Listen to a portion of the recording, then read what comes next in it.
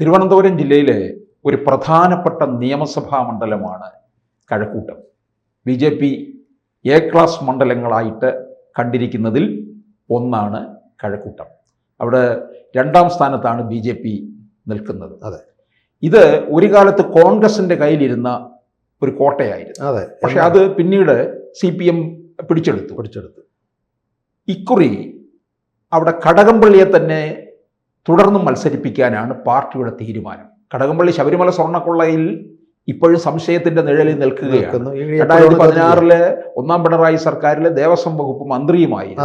ചിലരൊക്കെ ജയിലിൽ നിന്ന് പുറത്തേക്ക് ജയിൽ മോചിതരായിട്ട് വരുന്നുണ്ടെങ്കിലും കടകംപള്ളി സംശയത്തിന്റെ നിഴലിൽ നിൽക്കുകയാണ്. പിന്നെ എന്തുകൊണ്ടാണ് പാർട്ടി കടകംപള്ളിയെ കഴക്കൂട്ടത്ത് വീണ്ടും ഇറക്കുന്നത്? അത് ഏതെങ്കിലും തരത്തിലുള്ള ജയസാധ്യത ഉണ്ടോ? ജയസാധ്യത അവിടെ ഇല്ല. അവിടുത്തെ ജയസാധ്യത വി മുരളീധരൻ, ഫോർമർ മിനിസ്റ്റർക്ക് തന്നെ, അതിന് സംശയമില്ല. കാരണം കഴിഞ്ഞ തിരഞ്ഞെടുപ്പിന് മുമ്പ്, കഴിഞ്ഞ തിരഞ്ഞെടുപ്പിൽ അസംബ്ലി തിരഞ്ഞെടുപ്പിൽ ശോഭാ സുരേന്ദ്രനായിരുന്നു 2021. അതെ, അതിന് മുമ്പ് മുരളീധരനായിരുന്നു കടകംപള്ളിക്കെതിരെ. സുരേന്ദ്രൻജി ശരിക്കും 7000 വോട്ടിനെ കഷ്ടിച്ച് ജയിച്ചേ ഉള്ളൂ. കാരണം വോട്ടിംഗ് പെർസെൻറ്റേജ് വെച്ച് നോക്കുകയാണെങ്കിൽ 43% കടകംപള്ളിക്ക് ആ തിരഞ്ഞെടുപ്പിൽ 16 കിട്ടി. പക്ഷെ തൊട്ടടുത്ത് അതൊരു LDF തരംഗമായിരുന്നു അന്നുണ്ടായിരുന്നു. അതെ, എന്നിരുന്നാലും വളരെ പരാജയത്തിൻ്റെ വക്കിലെത്തി. പല കോർപ്പറേഷൻ വാർഡുകൾ എണ്ണി വന്നപ്പോൾ മുരളീധരനാ ലീഡ്. ഏകദേശം ആറ്റിപ്രവ കഴിഞ്ഞ് കറങ്ങി നമ്മുടെ കാട്ടായിക്കുടം സ്ഥലത്ത് വന്നപ്പോഴാണ് വെറും 6800-7000 വോട്ടിന് കടകംപള്ളി ജയിച്ചത്. എന്നിട്ട് തൊട്ടടുത്ത് മുരളീധരൻ 42% വോട്ടിലെത്തി. വെറും 18.5% വോട്ടേ അന്ന് കോൺഗ്രസിന് കിട്ടിയുള്ളൂ. അത് 3ാം സ്ഥാനമായിരുന്നു MA വാഗീത്. അപ്പോൾ അത്തരത്തിലൊരു തിരഞ്ഞെടുപ്പ് വെച്ച് നോക്കുകയാണ് എങ്കിൽ നീണ്ട 12 വർഷത്തിന് മുമ്പേ ഉള്ള ആ ചരിത്രമാണ് ഞാൻ പറഞ്ഞത്.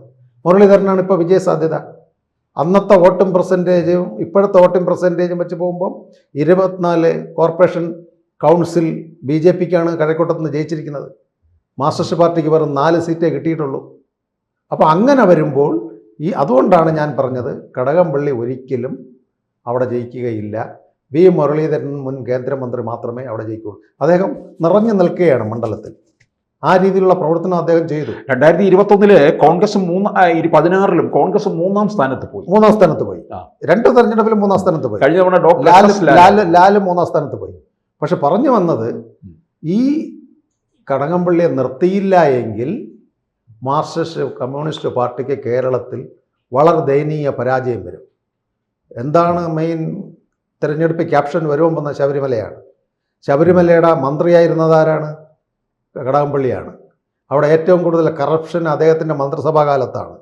അപ്പോൾ അദ്ദേഹത്തിന് തെറ്റ് ചെയ്തു എന്ന് ജനങ്ങളുടെ ഇടയിൽ മാറ്റി നിർത്തിയാൽ വരും.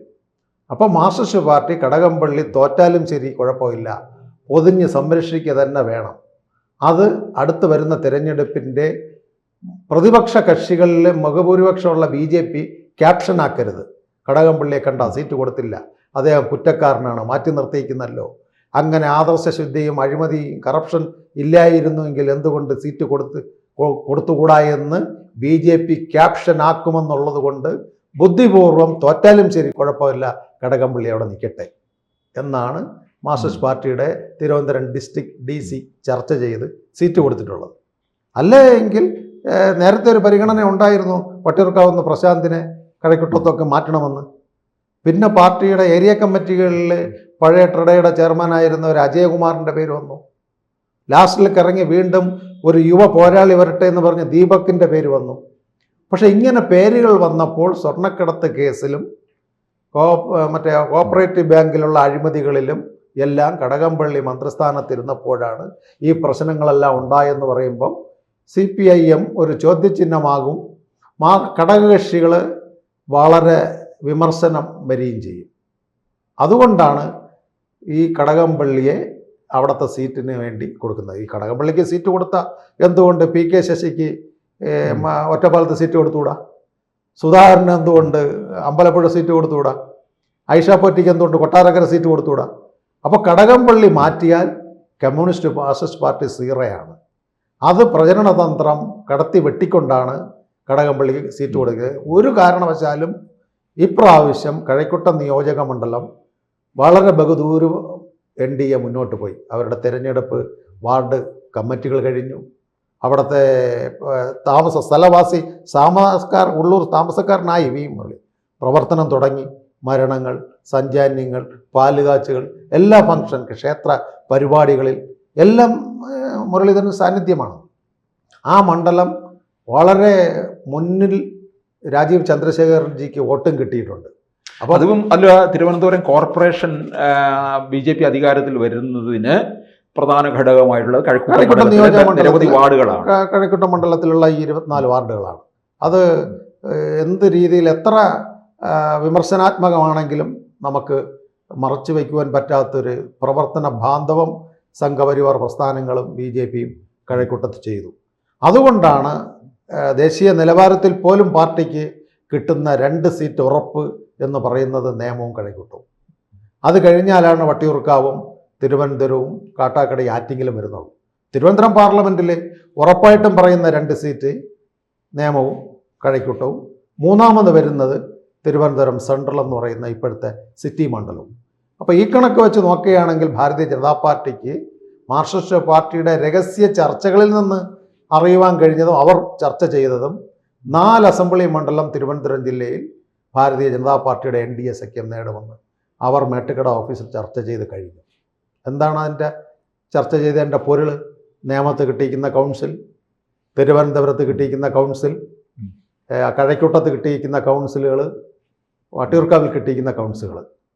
അതുപോലെ തന്നെ ജോയിയാണ് ആറ്റിങ്ങൽ പാർലമെൻറ്റ് പ്രതിനിധി ജില്ലയുടെ സെക്രട്ടറി.